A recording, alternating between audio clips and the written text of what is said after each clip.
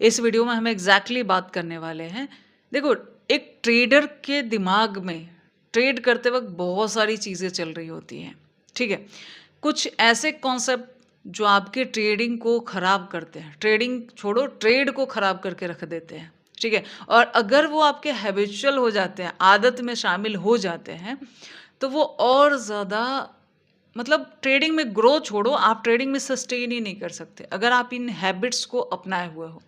दूसरी चीज़, इसको सुधार करके अगर आप दूसरी हैबिट्स को अपनाते हो, तो वो आपकी ट्रेडिंग को एकदम निखार के रख देगा। और अगर आप कंटिन्यू करते हो, तो वो आपकी ट्रेडिंग में और ज़्यादा ग्रोथ लाएगा। मतलब ये है कि एक जब हम ट्रेड ले रहे होते हैं, तो हमें क्या-क्या नहीं करना चाहिए और क्या-क्या करना चाहिए, उसकी बात हम यहाँ पे करने वाले हैं, जो आपके लिए बेनिफिशियल है।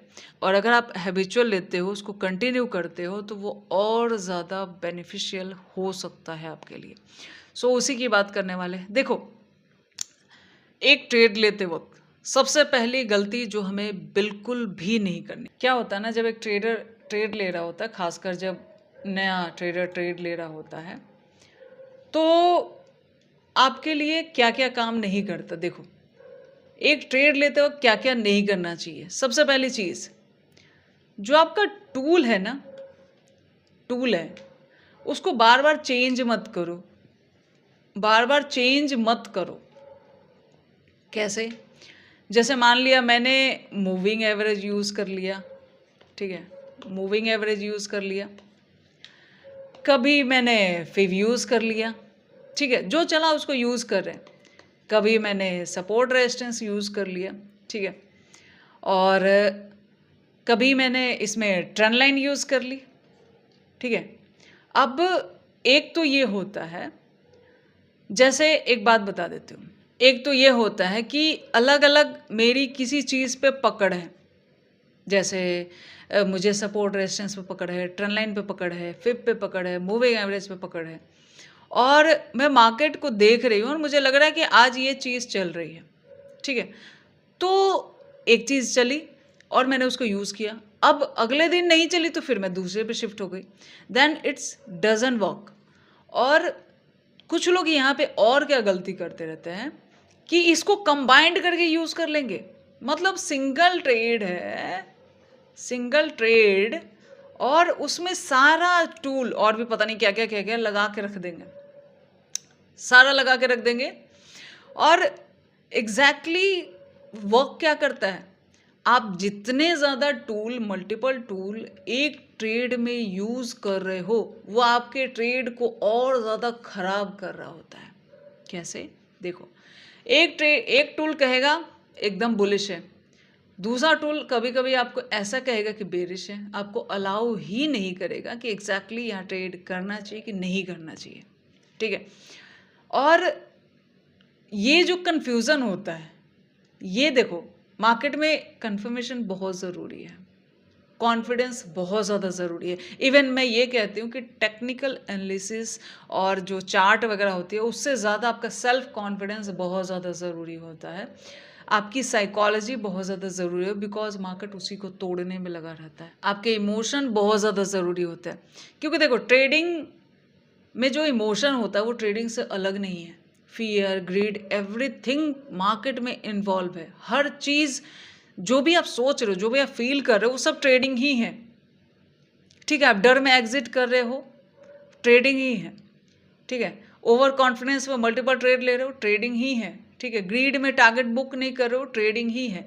सो इमोशंस इन सब चीज़ों से ज़्यादा ज़रूरी होता है, और इमोशंस को कंट्रोल कौन करता है? वो करता है आपका कॉन्फिडेंस। सो कॉन्फिडेंस बहुत ज़्यादा ज़रूरी होता है।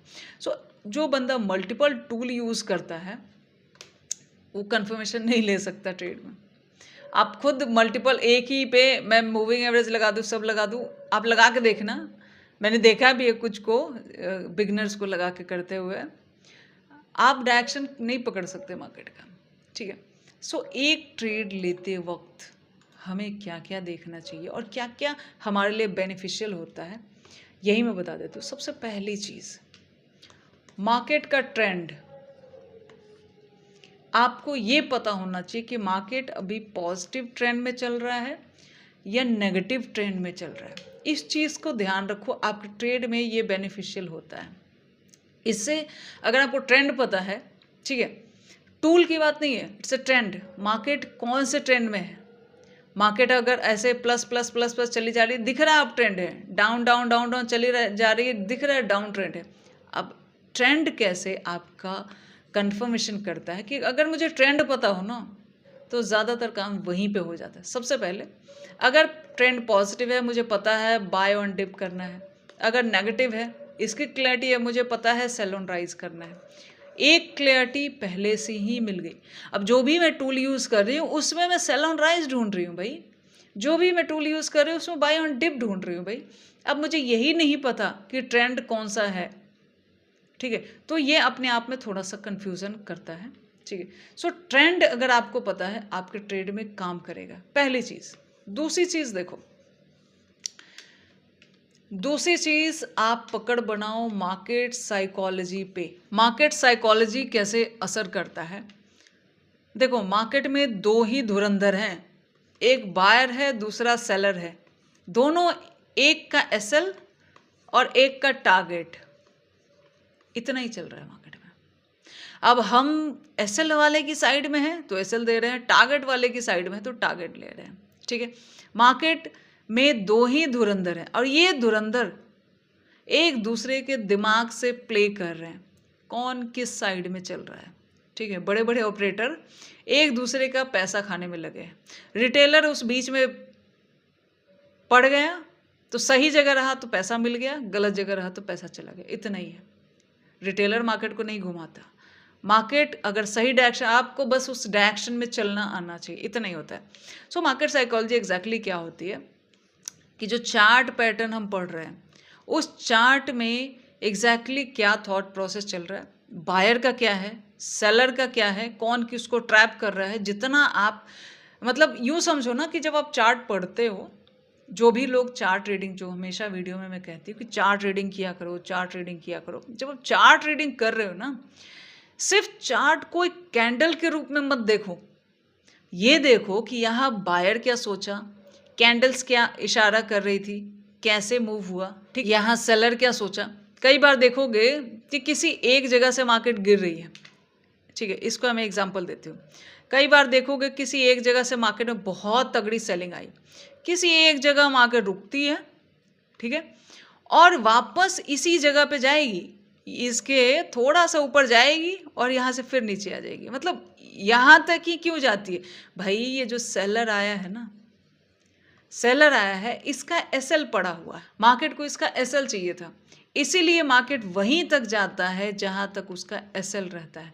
मार्केट वहां नहीं जाता जहां एसएल नहीं है, अगर नहीं है तो मार्केट क्रिएट करेगा फिर जाएगा, क्रिएट करेगा फिर जाएगा, ठीक है।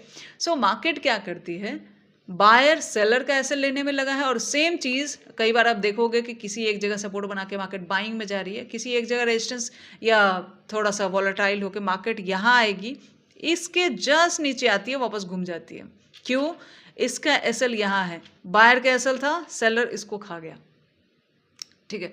सो चार्ट सिर्फ कैंडल्स का नाम नहीं होता है, किसने कहाँ पोजीशन बनाई है, किसका कितना पैसा बन रहा है, ये हर चीज़ जितना आप पढ़ेंगे आपको ट्रेड लेने में, मतलब डिसीजन लेने में फ़ायदा होगा। तो पहला आपको क्या है, जो मैंने कहा मार्केट का ट्रेंड पॉजिटिव है या नेगेटिव है, दूसरा मार्केट की साइकोलॉजी, ठीक है।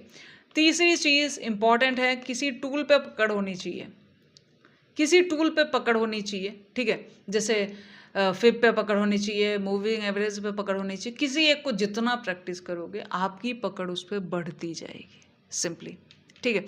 उसके साथ साथ जैसे कोई एक टूल मैं यूज़ करती हूँ, ज़्यादा टूल मैं भी यूज़ नहीं करती हूँ, पहले भी शुरुआत में भी एक चीज़ था कि मैं मल्टीपल टूल एक आध बार जब मैंने देखा मैं हौच पौच हो जाता था पूरा चार्ट। सो अब आप कभी यूज़ करके देखना, लगता है कि हम ट्रेडिंग नहीं कर रहे हैं, हम उस पर ड्राइंग कर रहे हैं, सो काम नहीं करता है, ठीक है। अब अटैचमेंट क्या करना है, ट्रेंड समझ लिया, मार्केट साइकोलॉजी जितना डेवलप करोगे, 90% यही है भाई, 90% ट्रेडिंग का साइकोलॉजी में ही घूम रहा है, एक दूसरे का दिमाग, बायर और सेलर का। किसी एक टूल को बार बार जब आप यूज़ करोगे तो आपको समझ आता है कि ये टूल यहाँ पे फेल होता है, यहाँ पे ऐसे काम करता है।